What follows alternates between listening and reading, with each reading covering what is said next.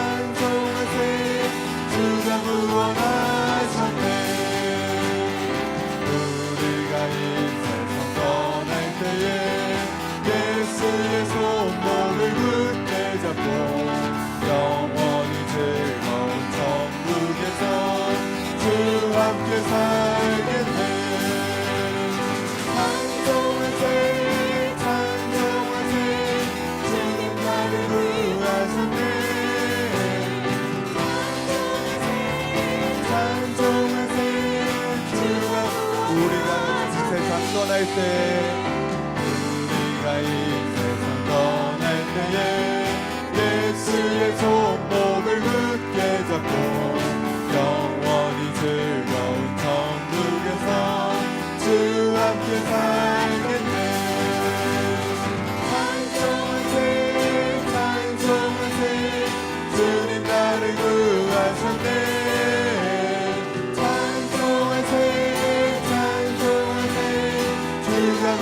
주의 보혈 능력 있도다. 주의 보혈 능력 있도다. 주의 피 믿으오. 주의 보혈 그 어린 양을 태우리 주같이.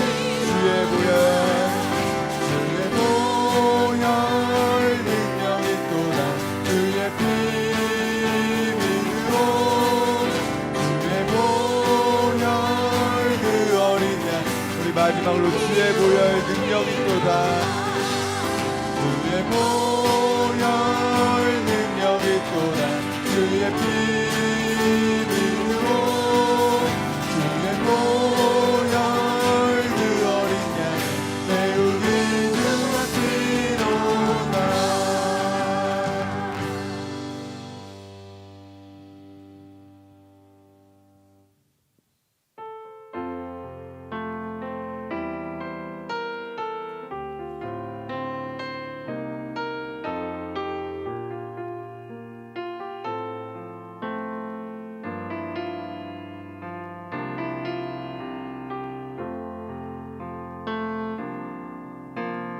아버지 사랑 내가 노래해. 아버지 은혜 내가 노래해. 그 사랑 변함없으시 거짓없으시 성실하신 그 사랑 때 꺾지 않으시는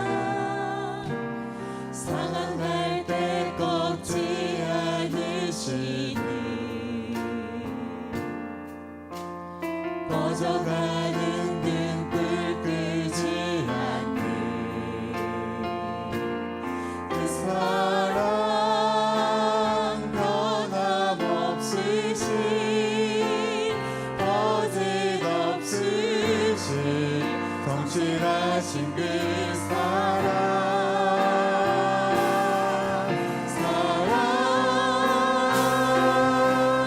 그 사랑 날 위해 죽으신 날 위해 다시 사신 예수 그리스도 다시 오실 그 사랑 죽음도 생명도 천사도 하늘의 어떤 권세도 끊을 수 없는 영원한 그 사랑에 아버지 사랑 내가 노래해 아버지 사랑 내가 노래해 아버지 은혜 내가 노래해 그 사랑 변함없으신 거짓없으신 성실하신 그 사랑 상한 갈 때 꺾지 않으시네 상한 갈 때 꺾지 않으시네 꺼져가는 등불 끄지 않네 그 사랑 변함없으신 거짓없으신 성실하신 그 사랑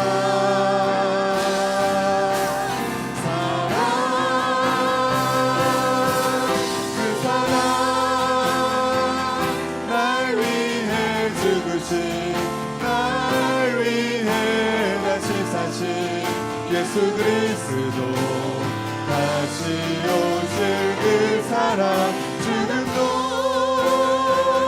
생명도 천사도 하늘의 어떤 권세도 끊을 수 없는 영원한 그 사랑 날 위해 죽으신 그 사랑 날 위해 죽으신 날 위해 다시 사신 예수 그리스도 다시 오실 그 사랑 죽음도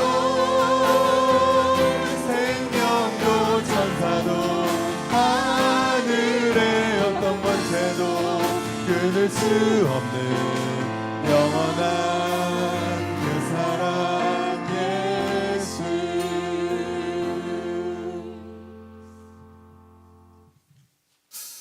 다 같이 일어나셔서 내는 주의 영광을 보내 함께 찬양하겠습니다.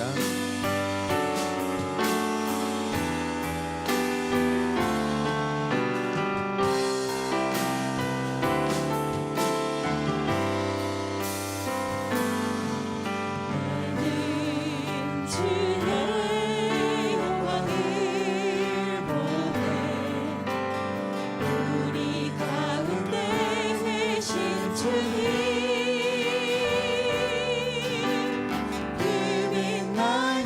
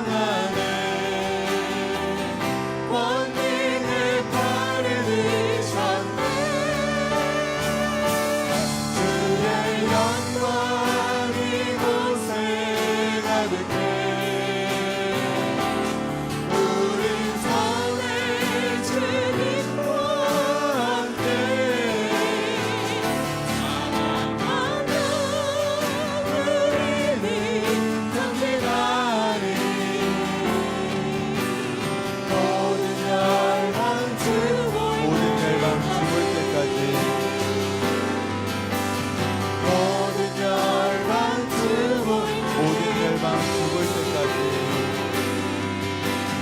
모든 열망 죽을 때까지.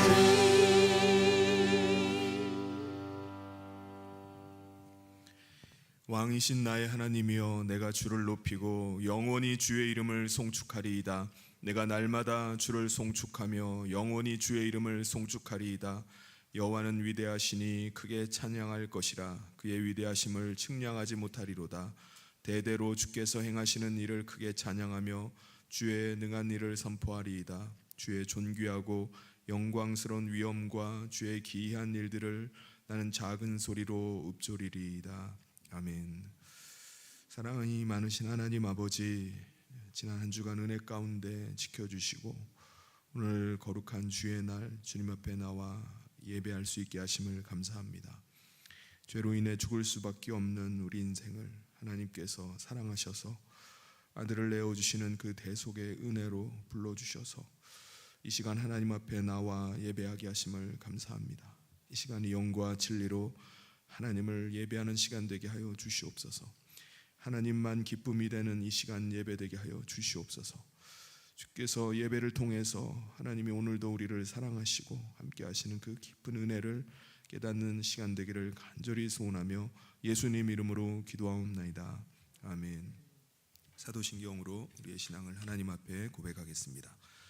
전능하사 천지를 만드신 하나님 아버지를 내가 믿사오며 그 외아들 우리 주 예수 그리스도를 믿사오니 이는 성령으로 잉태하사 동정녀 마리아에게 나시고 본디오 빌라도에게 고난을 받으사 십자가에 못 박혀 죽으시고 장사한 지 사흘 만에 죽은 자 가운데서 다시 살아나시며 하늘에 오르사 전능하신 하나님 우편에 앉아 계시다가 저리로서 산자와 죽은 자를 심판하러 오시리라. 성령을 믿사오며 거룩한 공예와 성도가 서로 교통하는 것과 죄를 사하여 주시는 것과 몸이 다히 사는 것과 영원히 사는 것을 믿사옵나이다. 아멘. 모두 자리에 앉으셔서 다 같이 찬송가 405장 함께 찬송하겠습니다.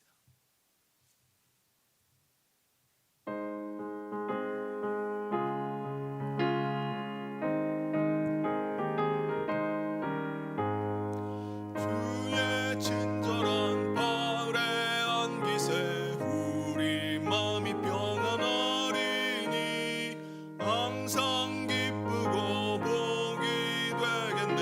영원하신 발에 안기세 주의 발에 그 크신 발에 안기세 주의 발에 영원하신 발에 안기세.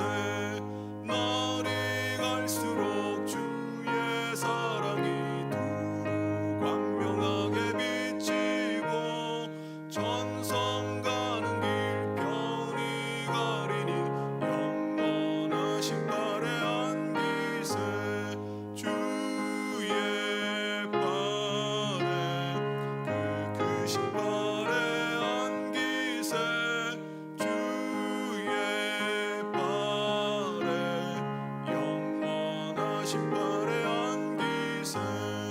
주의 보좌로 나갈 때에 기뻐 찬미 소리 외치고 겁과 두려움 없어지리니 영원하신 발에 안기세 주의 발에 그 크신 발에 안기세 주의 발에 영원하신 발에 안기세. 아멘. 이 시간 우리를 대표해서 고태영 권사님 나오셔서 기도 인도해 주시겠습니다.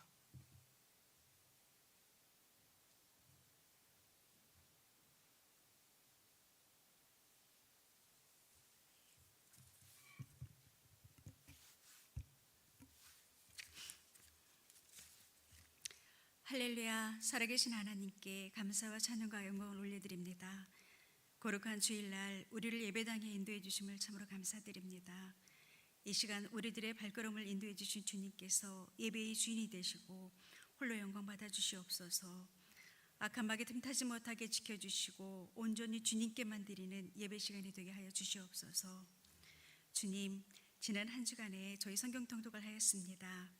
성경 통독을 통해서 하나님의 말씀 앞에 온전히 순종할 수 있는 성도들이 되게 하여 주시고 하나님의 선하심을 늘 의지하고 믿음으로 사는 삶을 살게 하여 주시옵소서. 하나님, 다음 주에는 미얀마 선교제를 갑니다. 온 교회가 기도와 마음으로 준비하게 하시고 안전한 비전 트립이 될 수 있도록 인후권으로 간건하게 지켜주시옵소서. 임지식을 위해 기도합니다. 직분을 받은 성도들이 하나님 앞에서 겸손한 마음을 갖게 하시고 순전한 마음으로 섬김을 다할 수 있도록 인도해 주시옵소서. 오직 맡은 자의 구할 것은 충성이라 하셨습니다.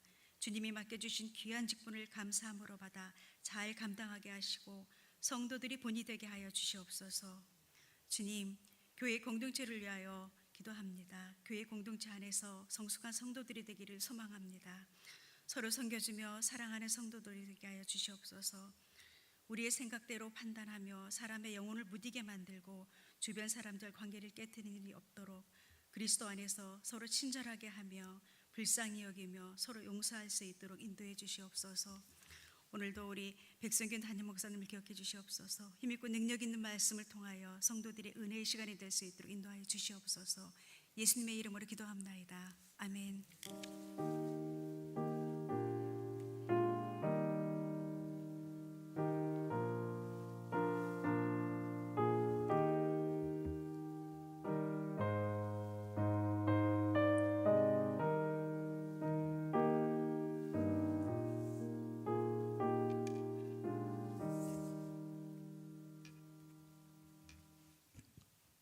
이 시간 다 같이 찬양 찬송가 370장 함께 찬송하겠습니다.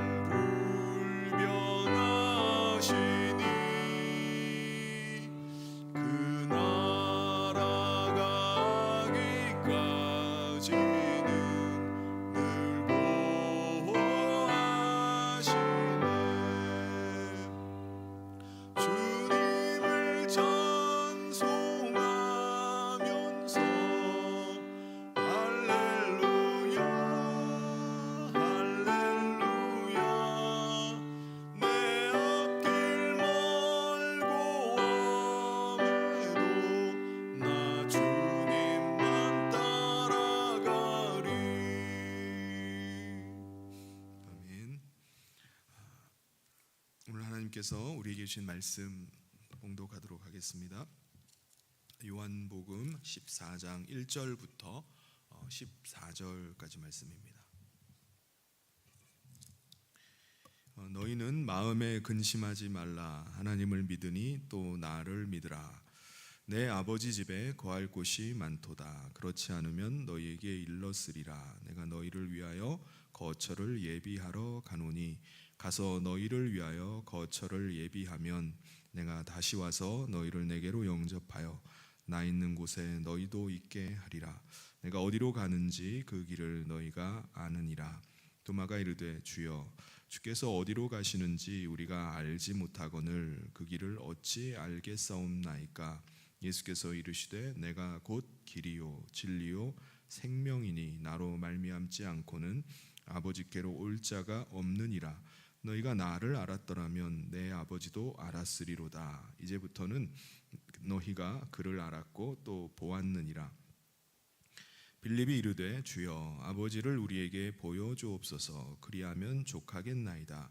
예수께서 이르시되 빌립아 내가 이렇게 오래 너희와 함께 있으되 내가 나를 알지 못하느냐. 나를 본 자는 아버지를 보았거늘 어찌하여 아버지를 보이라 하느냐. 내가 아버지 안에 거하고 아버지는 내 안에 계신 것을 내가 믿지 아니하느냐. 내가 너희에게 이르는 말은 스스로 하는 것이 아니라 아버지께서 내 안에 계셔서 그의 일을 하시는 것이라. 내가 아버지 안에 거하고 아버지께서 내 안에 계심을 믿으라. 그렇지 못하겠거든 행하는 그 일로 말미암아 나를 믿으라. 내가 진실로 진실로 너희에게 이르노니 나를 믿는 자는 내가 하는 일을 그도 할 것이요 또한 그보다 큰 일도 하리니 이는 내가 아버지께로 감이라. 너희가 내 이름으로 무엇을 구하든지 내가 행하리니 이는 아버지로 하여금 아들로 말미암아 영광을 받으시게 하려 함이라. 내 이름으로 무엇이든지 내게 구하면 내가 행하리라. 아멘.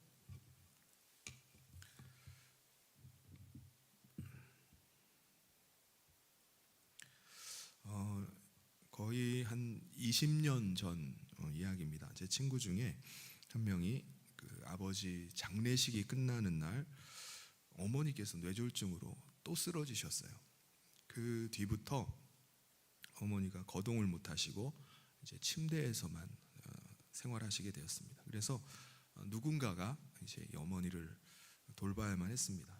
이 친구 누나가 5명이 있었는데 모두 다 출가를 해서 가정이 있었어요. 그래서 물리치료사로 일하고 아직 결혼하지 않았던 이 친구가 직장을 그만두고 어머니를 간병하는 일을 하게 됐습니다.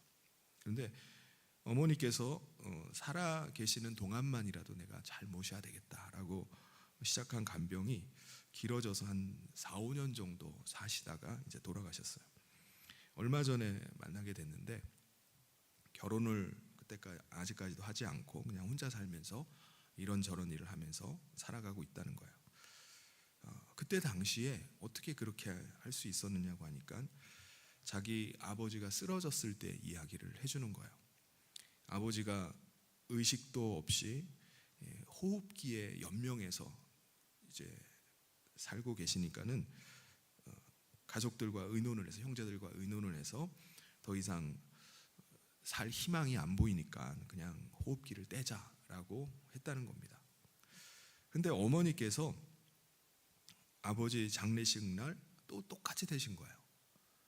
그래서 이번에는 우리가 어떻게 아버지도 그렇게 허망하게 보냈는데 어머니마저 그럴 수 있겠느냐, 그렇게 할 수가 없다라고 해가지고 이 친구가 자청을 해서 어머니가 돌아가실 때까지 돌보기 시작했던 겁니다. 이런 이야기를 들으면은 사람들은 어떤 생각을 하죠? 야, 김병에 장사 없다.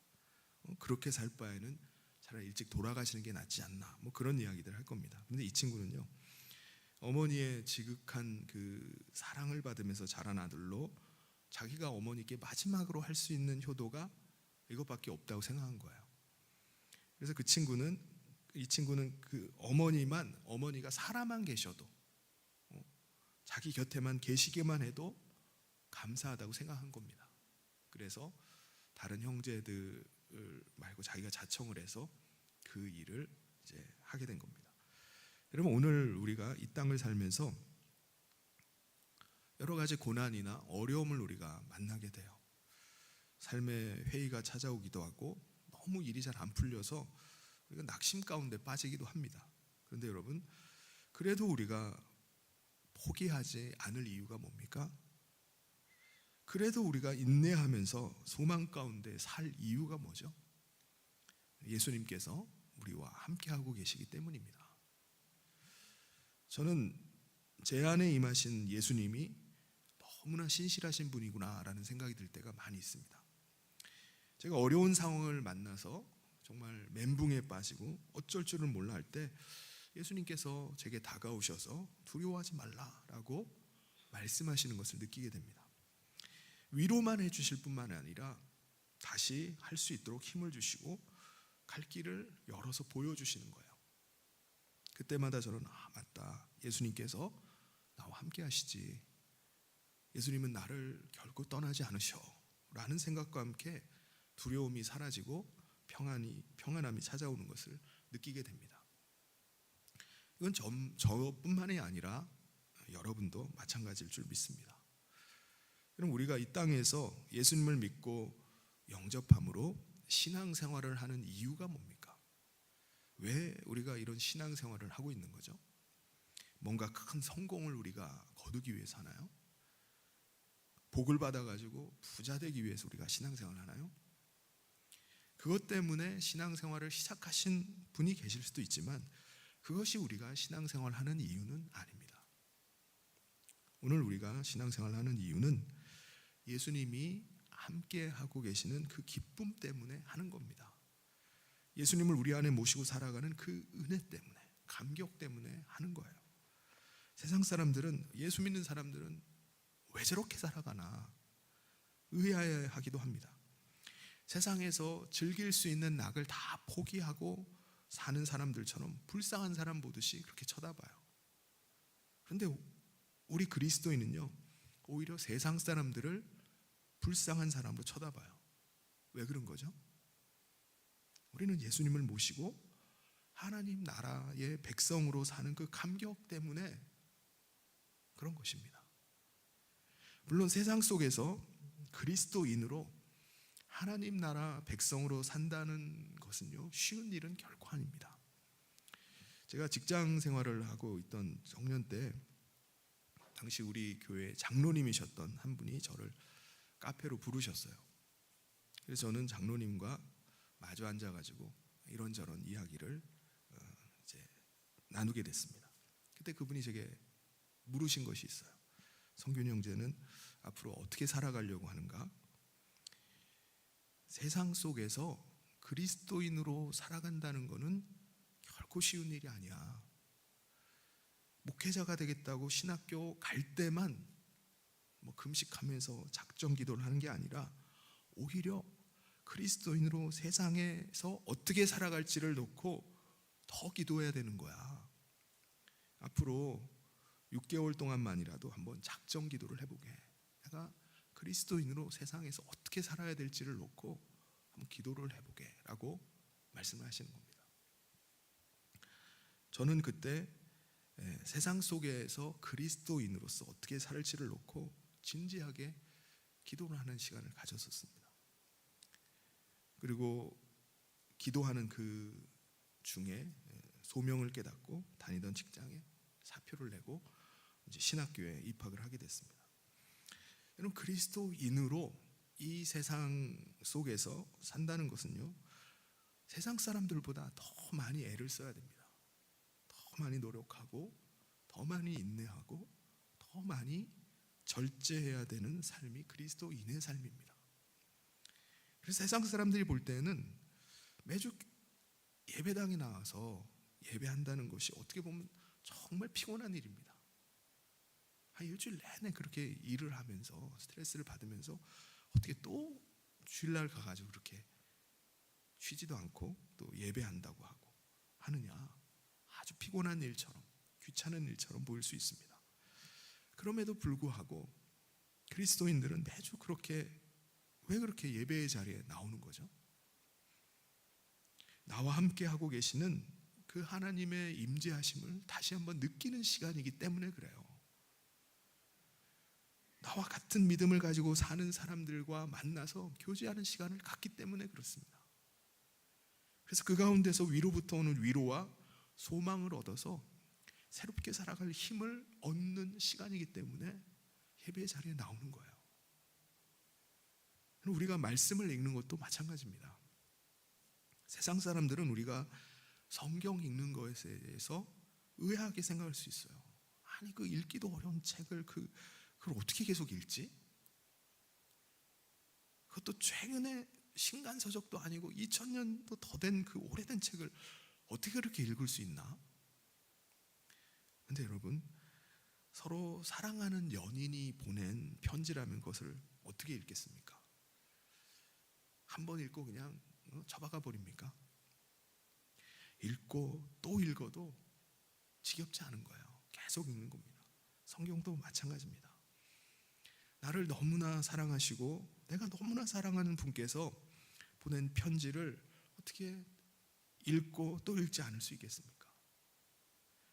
그것이 이미 2000년이 넘은 편지라 할지라도, 아니 3500년이 된 편지라 할지라도 그분이 오늘도 내 안에 살아 계시고 오늘도 이것을 통해서 말씀하고 계시고 사랑을 나타내시는데 내가 그걸 어떻게 안 읽을 수가 있겠습니까? 근데 오늘 말씀에 보면은 예수님의 제자들이 큰 충격과 근심 가운데 빠져 있는 것을 보게 됩니다. 왜 그렇죠? 예수님께서 제자들을 이제 떠나가신다라고 말씀하셨기 때문입니다. 제자들과 함께 있지 않고 내가 떠나가겠다. 제자 베드로는요, 그 이야기를 듣고 자기는 예수님을 끝까지 따라갈 겁니다. 주님을 위해서라면 제가 목숨까지라도 바치겠습니다라고 말을 했어요. 그래서 예수님은 닭 울기 전에 내가 3번 나를 부인할 것이다 라고 말씀을 하신 겁니다. 이제 닭이 울려면 몇 시간 남지도 않았어요. 이 이야기를 듣는 제자들의 입장에서는 충격이죠. 예수님은 지금 먼 미래에 일어날 일을 말씀하시는 게 아닙니다. 더군다나 떠나가시는 것을 어떤 비유로 말씀하시는 게 아니에요. 무엇보다 말씀하신 그 시간이 정말 얼마 남지 않았기 때문에 제자들은 충격입니다. 제자들은 예수님께서 떠나가신다는 말에 도대체 이게 무슨 일이냐? 도대체 이게 무슨 일이냐? 예수님이 떠나가시면은 그럼 우리는 어떻게 되는 것이냐? 근심과 두려움에 빠져버렸어요. 예수님께서는 근심 가운데 빠져 있는 제자들에게 이렇게 말씀하십니다. 그게 오늘 이제 1절 말씀입니다. 너희는 마음에 근심하지 말라. 하나님을 믿으니 또 나를 믿으라. 여러분, 여러분 제자들이 근심할 수밖에 없는 이유가 뭐죠? 예수님께서 자기들을 떠나가신다고 하니까 근심하는 겁니다. 그리고 제자들이 예수님께 대한 기대가 뭡니까? 이제 예수님께서 세상 가운데 자신이 메시아이심을 드러내고 로마로부터 이스라엘을 구하시고 하나님의 나라를 이 땅에 이루는 거예요. 그리스도께서 다스리는 그 나라를 꿈꾸고 있었습니다. 그런데 예수님께서 떠나가시면 어떻게 됩니까? 모든 게 다 수포로 돌아가는 거예요. 그 나라를 꿈꾸면서 예수님을 따라서 3년 동안이나 보낸 그 시간들이 다 헛수고가 돼버리는 거예요. 그러니까 제자들 입장에서는 절망할 수밖에 없는 겁니다. 그런데 예수님께서는 제자들에게 근심하지 말아라 라고 말씀하세요. 왜요?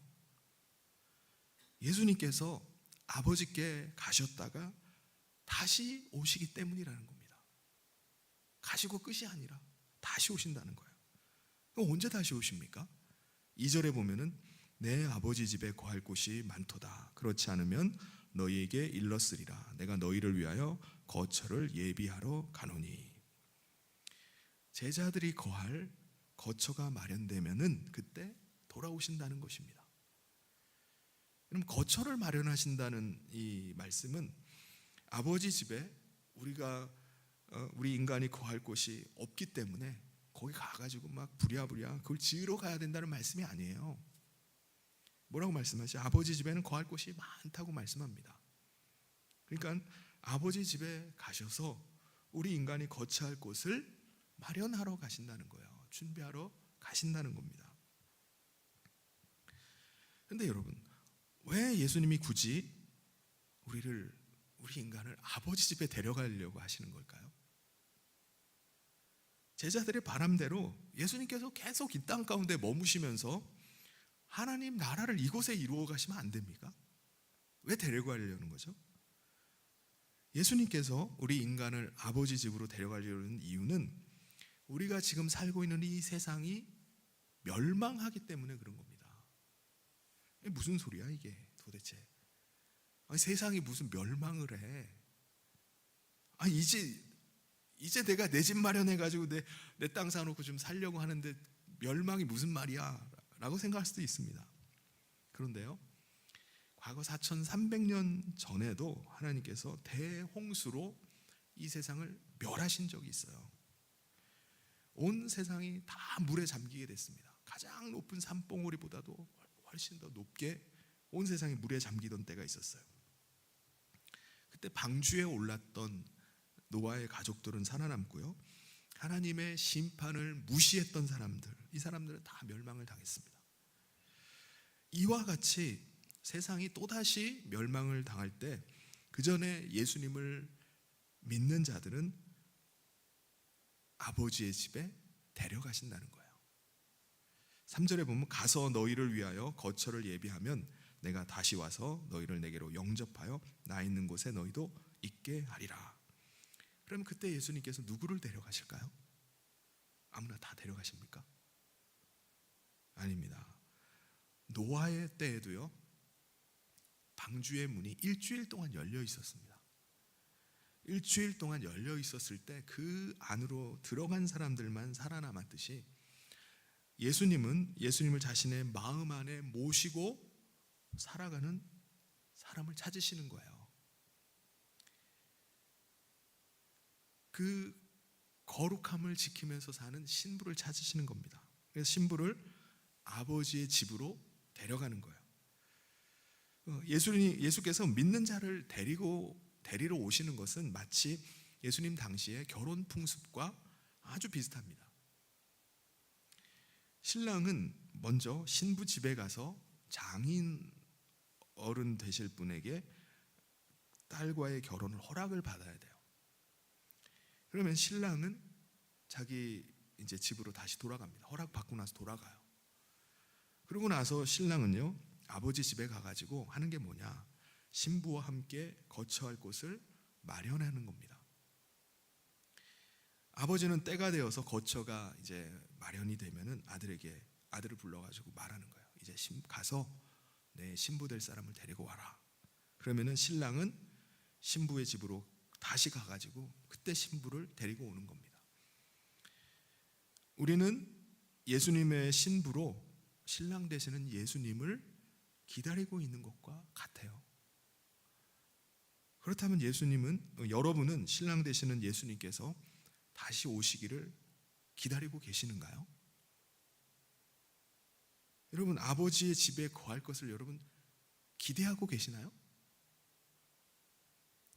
아마 여러분 가운데는 신랑 되시는 예수님에 대한 그 사랑으로 아버지의 집, 하나님의 나라에 대한 소망을 가지고 살고 계시는 분도 계시지만은 그렇지 않은 분들도 계실 거예요. 그냥 하나님 나라, 그냥 막연하게 죽어서 가는 나라 정도로 생각하면서 사시는 분도 계실 겁니다. 그런데 여러분, 우리가 정말 예수님을 믿고 영접한 사람이라면요, 우리는요 이미 하나님 나라에 속한 사람이에요. 비록 이 땅에 우리가 살고 있지만 예수님께서 우리 안에 오심으로 말미암아 우리 안에 하나님의 나라가 임하게 된 겁니다. 우리는 하나님의 나라 백성으로 이 땅에서 사는 거예요. 우리가 아직 완전한 하나님의 나라에 들어간 것은 아니지만 우리가 하나님 나라에 속한 자임을 우리가 알고 우리가 이제 곧 육체의 장막을 벗고 내가 하나님 육체의 장막을 벗을 때 하나님의 나라 가운데 거할 것을 소망하는 그 믿음으로 사는 겁니다. 이게 우리 그리스도인이에요. 그래서 예수님도 이렇게 말씀하십니다. 내가 어디로 가는지 그 길을 너희가 아느니라. 그럼 우리는 이것을 알고 믿어야 돼요. 그러면 여러분 분명한 확신을 가지시길 바랍니다. 어떤 확신이요? 나는 죽어서 천국 갈지 말지 모르겠어요라가 하는 게 아니라 내 안에 예수님께서 거하심으로 나는 하나님 나라에 속한 사람이다. 나는 하나님 나라 백성이다. 아멘입니까? 이 믿음을 갖는 거예요. 죽어봐야 알지요가 아니에요. 나는 이미 하나님 나라 백성임을 믿고 사는 거예요. 그 나라 하나님의 나라에 속한 사람으로, 하나님 나라 백성으로 이 땅에 살아가는 겁니다. 그런데 아직 예수님이 하시고자 하는 일이 뭔지조차도 아직 의미를 모르는 제자들의 입장에서는 도대체 예수님이 자꾸 가신다고 하는데 어디로 가시는지 그 길을 알 길이 없는 거예요. 그래서 도마가 물어봐요.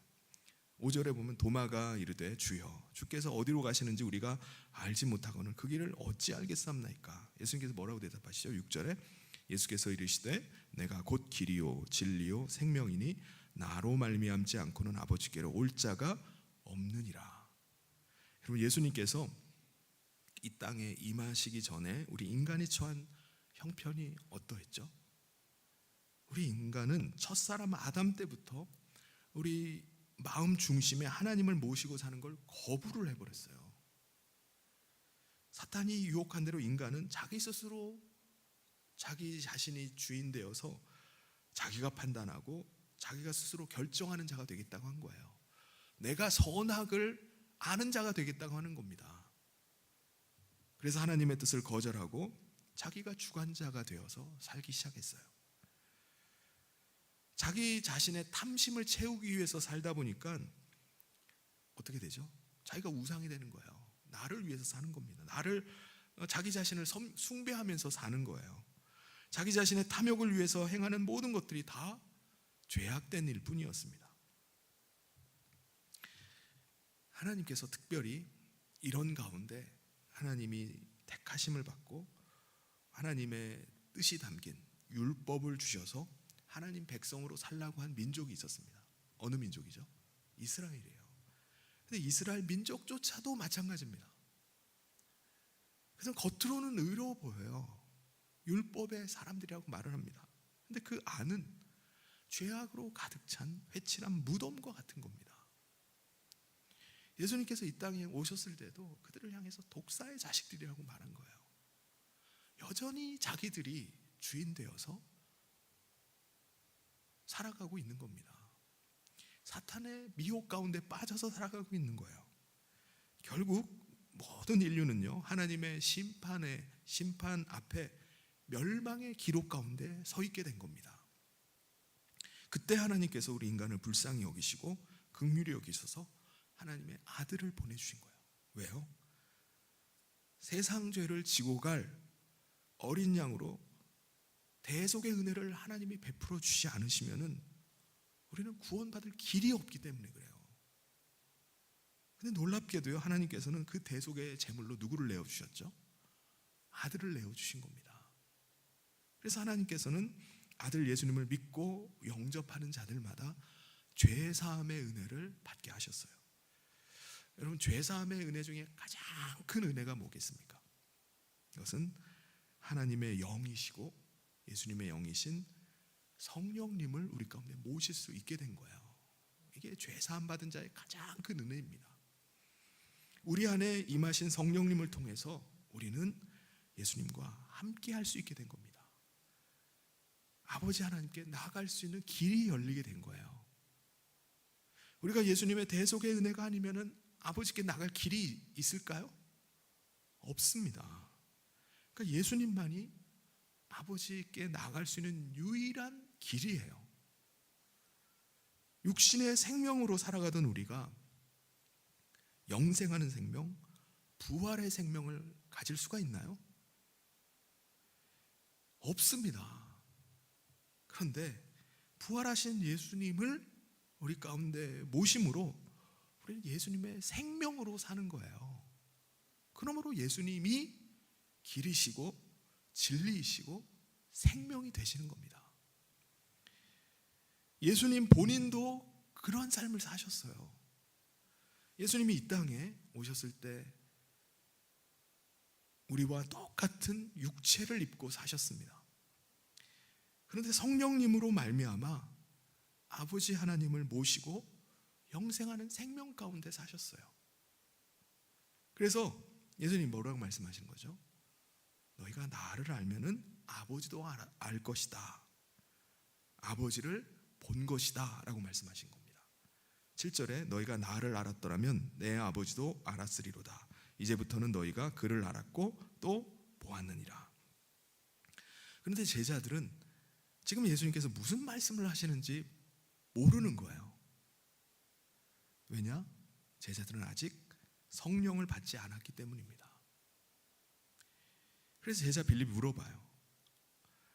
예수님을 아니까 우리가 하나님을 알게 됐고 우리가 하나님을 보았다고 말씀하시는데 그러시지 말고요, 우리에게 진짜 하나님을 한번 보여주십시오 라고 요청을 합니다.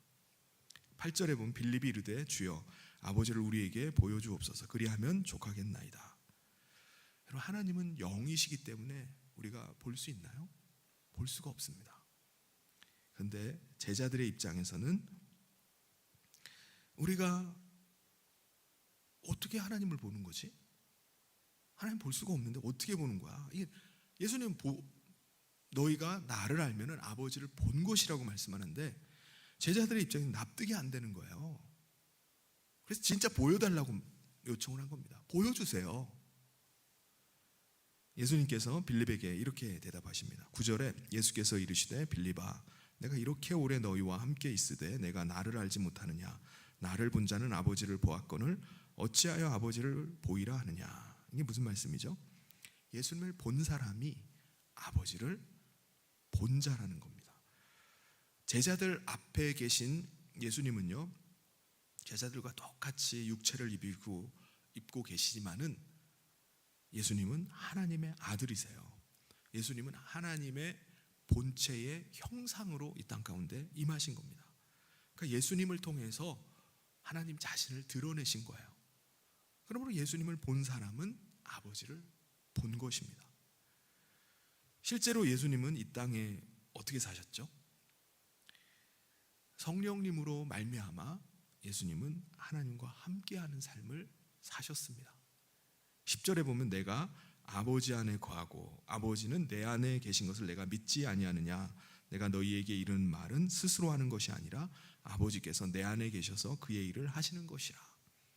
예수님이 계속 하신 말씀은 아버지께서 내 안에 계신다는 거예요. 내 안에. 예수님은 예수님 안에 거하시는 성령님을 통해서 아버지 하나님의 음성을 들으면서 사셨습니다. 그러니까 예수님께서 하시는 모든 말씀은요, 자기의 뜻과 생각을 말씀하시는 게 아니에요. 예수님 안에 거하시는 아버지께서 주시는 그 말씀을 듣고 그 말씀을 가르치시는 겁니다. 그 말씀을 전하시는 거예요. 예수님께서 행하시는 일은 어떻습니까? 예수님의 행하시는 모든 일도 마찬가지입니다. 예수님 뜻대로 하고 싶은 대로 임의로 행동하시는 게 아니에요. 아버지께서 아버지 하나님의 뜻을 따라서 순종하셔서 그 일을 하시는 겁니다. 그래서 예수님 뭐라고 말씀하시죠? 너가 정말 내 안에 아버지께서 계신 것을 믿지 못하겠다면 내가 하는 일을 보고서라도 믿으라. 내가 어떻게 그 일들을 하는지 아버지께서 내 안에서 그 일을 하시는 것이기 때문에 내 일을 보고 하나님이 나와 함께 하심, 아버지가 나와 함께 하심을 보고 믿으라고 말씀하시는 겁니다. 11절에 그것을 말씀합니다. 내가 아버지 안에 거하고 아버지께서 내 안에 계심을 믿으라. 그렇지 못하겠거든 행하는 그 일로 말미암아 나를 믿으라. 여러분, 오늘 예수님을 믿고 영접하고 살아가는 저와 여러분도 마찬가지입니다. 우리는 예수님을 영접한 이후에 우리 가운데 변화가 일어나 버렸어요. 과거에는 내 마음 중심에 늘 내가 있었습니다. 내 삶이요 다 내 뜻과 내 판단에 의해서 살아가는 거예요. 내 결정에 의해 살아갑니다. 그런데 성령님이 우리 안에 임하시고 나서 예수님을 마음 중심에 모시고 살기 시작하면서 그때부터는 우리 삶이 바뀌어 버렸어요. 예수님의 음성을 따라서 살기 시작하는 겁니다. 예수님이 내 삶을 주관해 가시기 시작하고 나는 예수님의 인도하심을 받으면서 사는 삶으로 바뀌었어요. 그러니까 삶의 모습이 어떻게 됩니까? 완전히 달라지는 거죠. 예수님 믿기 전과 예수님을 믿은 후, 예수님의 음성을 듣고 그 말씀대로 사는 삶과 그 이후의 이전의 삶과 이후의 삶이 달라지게 된 겁니다. 그래서 성경은 이걸 뭐라고 말씀하죠? 거듭났다는 거예요. 거듭났다. 새 사람이 되었다. 완전히 새롭게 완전히 창조된 것 같다. 새로운 피조물이 되었다라고까지 말씀을 하는 겁니다. 갈라디아서에서 사도 바울의 고백이 바로 예수님을 영접한 사람의 고백이에요. 갈라디아서 2장 20절에 뭐라고 말씀하죠? 제가 자막을 안 올려드렸나요? 네네. 제가 자막을 안 올리고 지금 올라왔네요. 제가 한번 읽어보겠습니다. 내가 그리스도와 함께 십자가에 못 박혔나니 그런즉 이제는 내가 사는 것이 아니요 오직 내 안에 그리스도께서 사시는 것이라. 이제 내가 육체 가운데 사는 것은 나를 사랑하사 나를 위하여 자기 자신을 버리신 하나님의 아들을 믿는 믿음 안에서 사는 것이라. 이 고백이 저와 여러분의 고백되기를 소원합니다. 근데 여러분, 우리는 그리스도께서 내 안에 사신다고 말하고 나는 예수님을 믿는 믿음으로 산다라고 말하는데 주님이 우리 안에 사시는 증거가 있나요? 예수님은 그 증거가 나타날 것을 말씀하십니다. 12절에 내가 진실로 진실로 너희에게 이르노니 나를 믿는 자는 내가 하는 일을 그도 할 것이요 또한 그보다 큰 일도 하리니 이는 내가 아버지께로 감이라. 이게 무슨 말씀이죠? 믿는 사람은요 예수님께서 하신 일을 할 뿐만 아니라 더 큰 일도 하게 될 것이라고 말씀합니다. 이게 증거라는 거예요.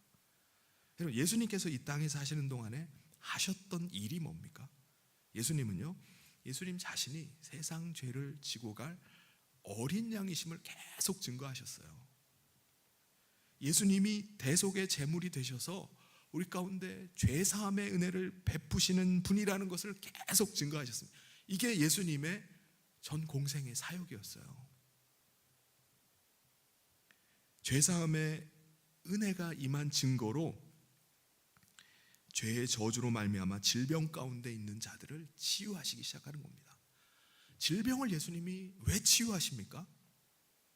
죄의 저주로 말미암아 그 질병 가운데 억압되어 있는 자들에게 죄사함의 은혜가 임해서 죄에서 자유하게 되는 것을 보여주시는 겁니다.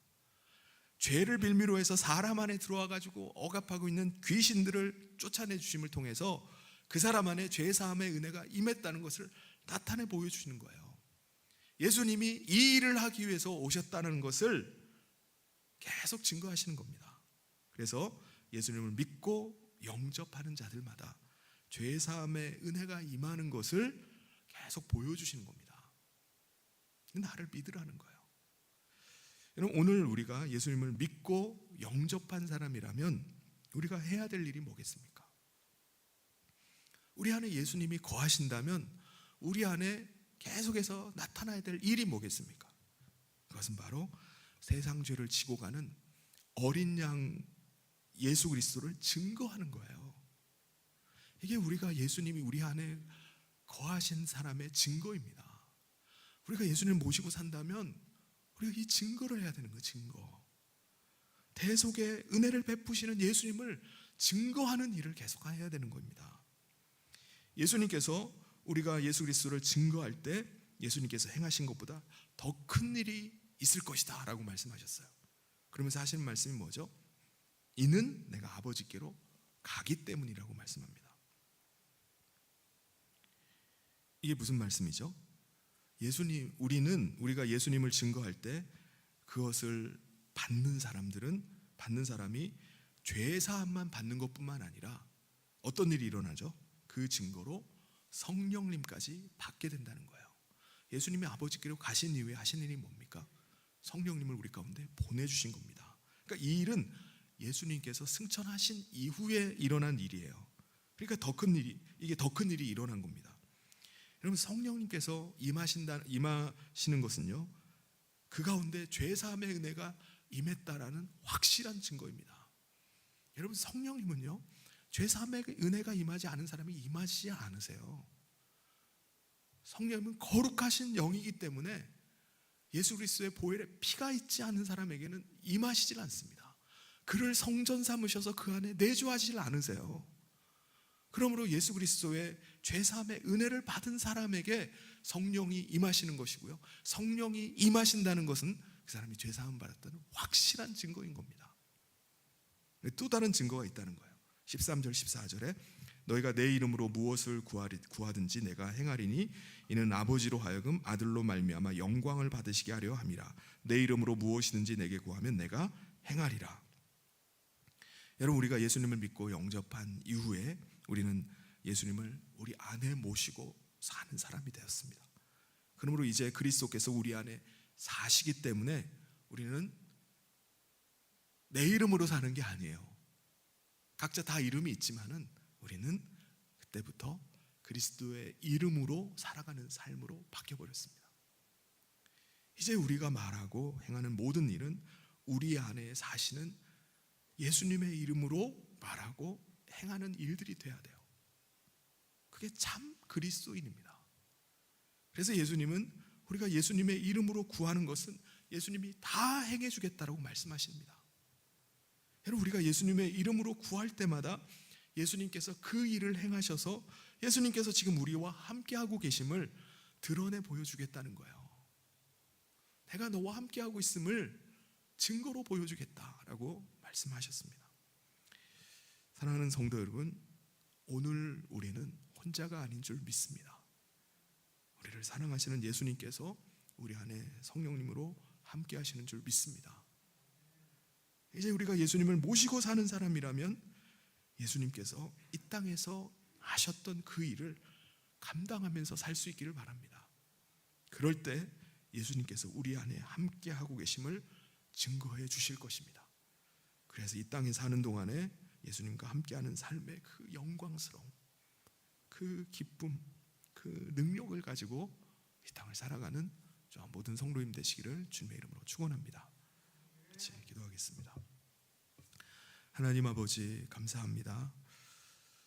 오늘 예수 그리스도의 대속의 은혜로 말미암아 구원함을 얻고 우리가 예수님을 모시고 이 땅 가운데 사는 은혜를 누리게 하심을 감사합니다.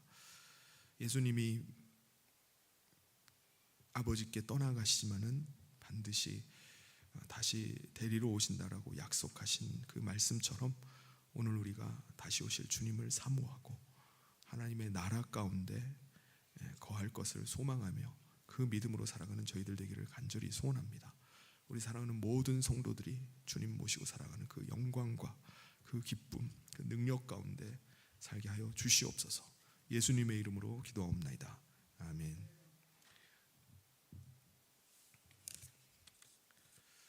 교회 소식 전해드리겠습니다. 성현교회 처음 나오신 여러분을 주님의 이름으로 환영하고 축복합니다. 새생명 구원을 위한 블레싱 축제가 12월 24일에 있습니다. 여러분, 이를 위해서 함께 기도해 주시고요. 그리고 사랑의 전도된 이번 주 또 가을 소풍과 또 통일 선교 일정 때문에 이번 한 주간은 쉬도록 하겠습니다. 특별 새벽 기도회가 11월 6일부터 10일까지 있습니다. 매년 가을 특별 새벽 기도회가 있는데요. 여러분 사모하는 마음으로 여러분 준비를 해주시기를 바랍니다. 그래서 이번 특세에 모든 성도들이 함께 참여하는 가운데 큰 은혜 받는 귀한 시간 되기를 바랍니다. 차량 운행이 필요하신 분들은 우리 교육자 사무실에 미리 연락을 해주시기를 바랍니다. 가을 소풍이 이번 주 화요일 날 있겠습니다. 아침 고요 수목원으로 가고요. 9시에 출발하니까 시간에 맞춰서 나오시기를 바랍니다. 동서울로의 통일선교학교가 이번 주에 마지막 세미나가 있습니다. 교회에서 6시 반에 출발하도록 하겠습니다. 미얀마 비전 트립이 10월 24일부터 27일까지 있습니다. 비전 트립 가시는 분들의 준비 모임이 이번 주에도 8시 반에 3층 소예배실에서 있겠습니다. 특별히 여러분 지금 학교가 있는 그 레구 지역에 비가 계속 내려와서 수해가 났어요. 잠시 사진을 보여주시겠습니까? 네. 지금 그 학교 앞에 강이 있는데 이 강이 범람을 해버렸어요. 그래가지고 지금 이 평상시에 아주 낮은 수위로 흐르는 강이 이게 넘쳐가지고 마을로 이게 침수를 해서 들어와서 지금 마을 여러 집들이 이제 물에 잠기게 되면서 학교에 유치원을 그 대피 시설로 해가지고 지금 30여 명 정도가 지금 생활을 하고 있다고 합니다. 그래서 양곤 시내에서도 학교에 한 100만 원 정도 시에서 지원을 해서 지금 선교사님들이 구호 물품을 사가지고 지금 이곳에 있는 대피해서 있는 사람들을 지원하고 또 지금 돕고 있다고 합니다. 그래서 여러 양곤에 있는 교회들도 돕고 또 한국에서도 여러 물자들을 이렇게 보내가지고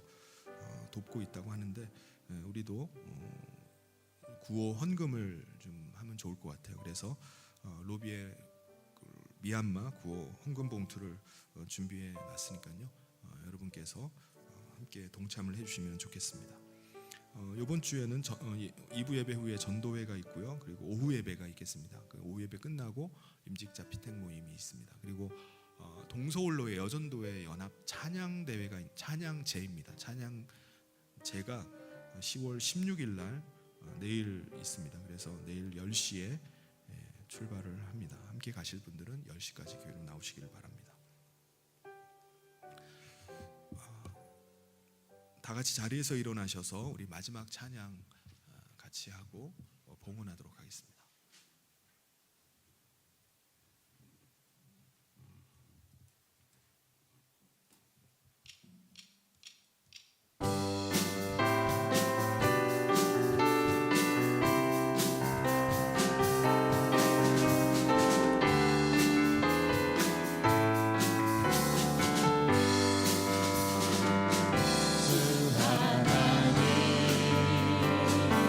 독생자 예수 날 위하여 오시었네. 내 모든 죄 사하시고 죽음에서 부활하신 나의 구세주 살아계신 주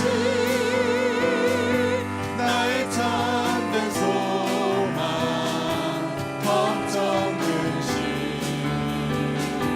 전혀 없네.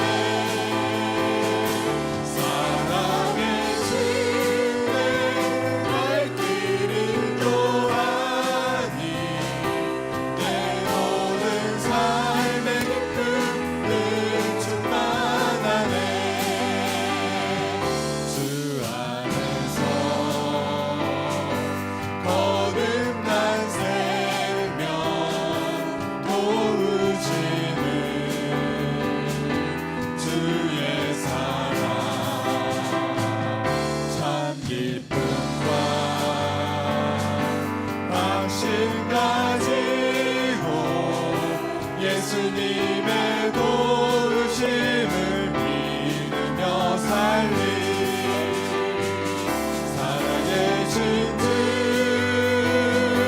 나의 참된 소망 걱정 근심 전혀 없네. 사랑의 주의 갈 길은 또하니 내 모든 삶의 기쁨을 충만하네.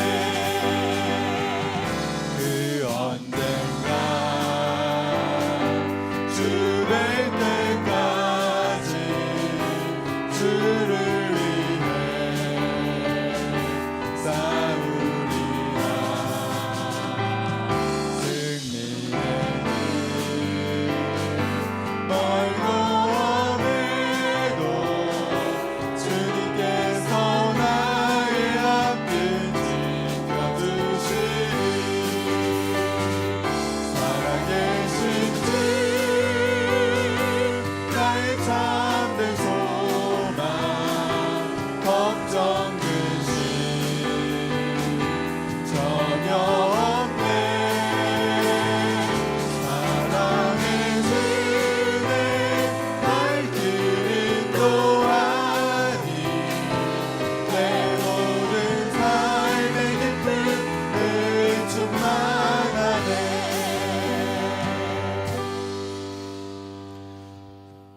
이 시간 오늘 주신 말씀 기억하면서 좀 합심해서 기도했으면 좋겠습니다. 하나님께서 예수 그리스도를 통해서 우리를 하나님 나라에 속한 하나님 나라 백성 삼아 주셨는데, 우리가 이 땅 가운데 사는 동안에 주님이 나와 함께 하심을 날마다 경험하며 살게 해주십시오.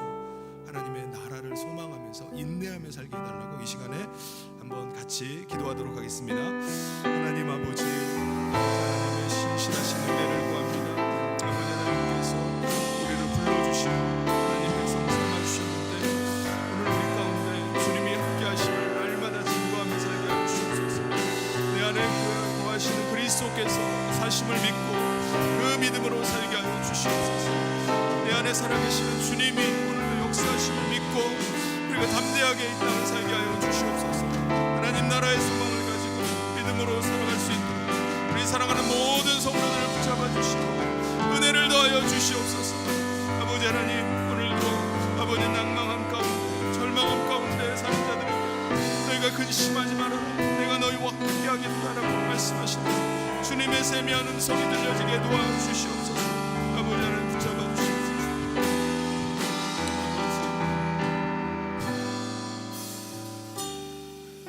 하나님 아버지, 감사합니다.